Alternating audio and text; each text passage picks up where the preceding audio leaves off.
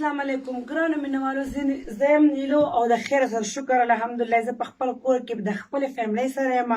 هغه خوشحاله یم دا چا غلط نیوز ورکړی دی ځکه چې زموږ فنکاران هم اوس خلک ختموي نو زه وایم چې د یو بل سره موږ یو ځای شو یو موټی شو د خیره انشاءالله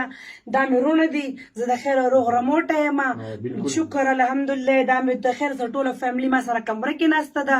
نه کرونا شته نه اسم نشته او امید ستاسو هم لرم چې تاسو به د یو بل هم خیال ساتئ او زما لپاره به دا دعا کوئ چې څوک بیا په ما باندې الزام دا ونه لګوي ځکه چې د خلکو ډېر غلط ذهنونه دي غلط سوچ لري او دا زما امي ده زما امي مې یاده کړې ده خلک وایي چې زما مور هم په دې بیمارۍ ده زما مور هم شکر الحمدلله دا